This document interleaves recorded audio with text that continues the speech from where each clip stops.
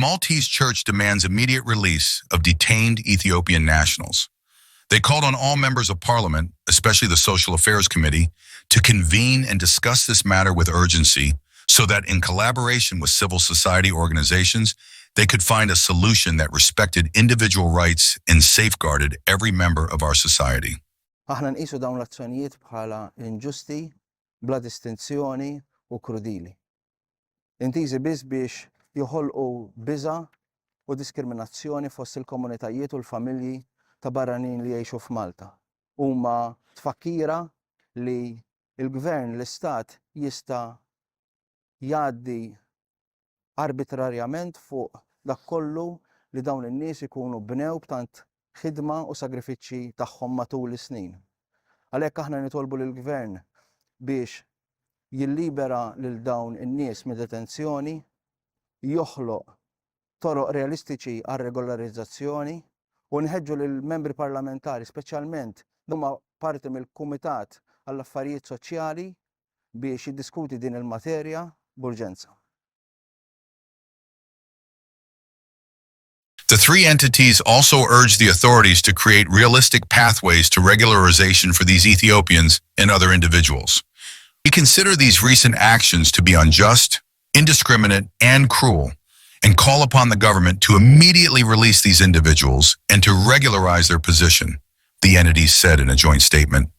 The entities called on the authorities to heed the message of Pope Francis, who during his general audience yesterday dedicated his message to migrants and singled out the Good Samaritans who did their utmost to rescue and save injured and abandoned migrants on the routes of desperate hope in the 5 continents.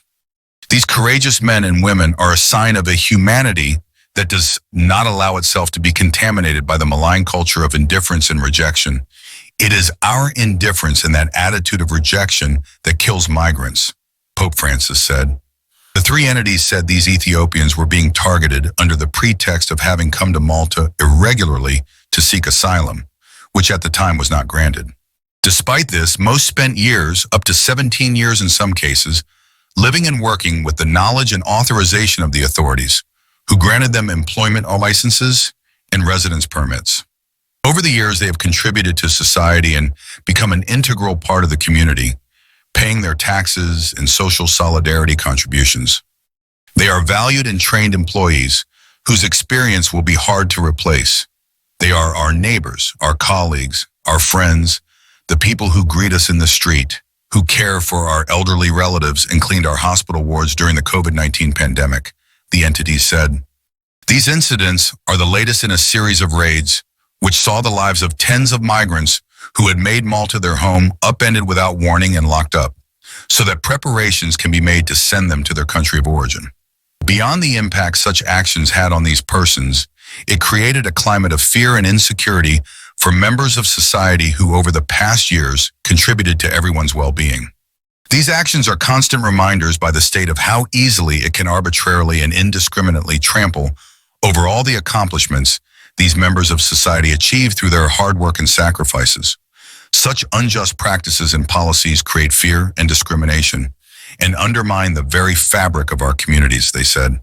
Quoting Pope Francis's encyclical Fratelli Tutti, the church entities said society should be built on respect, trust, solidarity, and an acknowledgement of the inalienable dignity of each human person, regardless of origin, race, or religion, and the supreme law of fraternal love.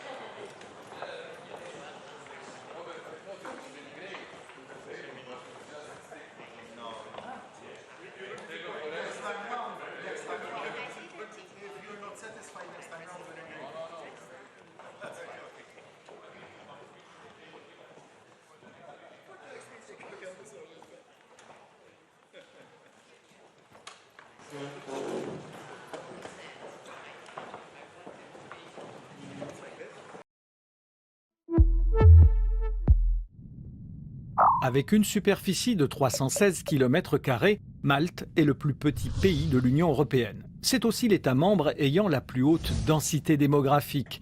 1649 personnes vivent sur 1 km². À titre de comparaison, en Finlande, on n'en compte que 18 par km². Entre 2011 et 2022, la population a progressé de près de 25%. Aujourd'hui, l'île est peuplée par près d'un demi-million d'habitants, dont 20% d'immigrés. Willkommen in Sliema, jenem Ort auf Malta, der am dichtesten besiedelt ist. 15.000 Menschen leben hier pro Quadratkilometer dicht aneinander. Hochhäuser über Hochhäuser wurden gebaut, um der Nachfrage nach Wohnfläche nachzukommen. Ces dernières années, plus de 3000 logements ont été construits ici dans un espace réduit, sans parler des dizaines d'hôtels. Il ne reste pas grand-chose de la charmante station balnéaire d'autrefois selon Astrid Vella. Elle est née et a grandi ici. Aujourd'hui, elle ne reconnaît plus sa ville. Every year more and more houses, big houses have gone down to make space for blocks of flats of 20, 25. Now it's gone up to 50 and 60 apartments in certain areas. No more. The people are saying we cannot take it anymore. The infrastructure can't take it. The drains, the drainage is overflowing onto the beaches. That is very much a case of overpopulation. Autre conséquence, Malte s'étouffe dans ses déchets et ses embouteillages. Dans le plus petit pays de l'Union européenne circulent 425 000 voitures. Chaque habitant, ou presque, possède son propre véhicule, d'où les bouchons et la pollution de l'air. Zu spüren bekommen haben die Malteser das Problem diesen Sommer, denn dann kam es immer wieder zu Stromausfällen. Die Nachfrage war einfach zu groß. Man muss wissen, dass im Sommer zu den 500.000 Einwohnern noch einmal 300.000 Touristen pro Monat dazukommen. Aber Investitionen ins Stromnetz, die fehlten, so Kritiker. Ces 20 dernières années, Malte a connu un essor économique important. Le bâtiment, le tourisme et l'industrie du jeu ont attiré sur l'île des milliers de demandeurs d'emploi du monde entier. Pour le politologue Mario Thomas Vassallo, il est grand temps de revoir ce modèle de croissance. So we have diversified the economy, we do not want many children, and therefore we have to import workers. I cannot think of any one political party who pledges in the election that if it comes to power, it will decrease GDP. All will promise that they will increase GDP, and that's what we did. However, if it is not done sustainably, it will increase money in your pockets, but it will devaluate the quality of life. And that's what we are experiencing. Du coup, les étrangers non ressortissants de l'UE essuient de plus en plus de propos racistes. These are the same people who speak against migrants, but then they hire Filipinos to take care of their mother and father who are elders in their home. These are the same people who are being served food by direct delivery to their homes by migrant workers. So there is a little bit of hypocrisy here.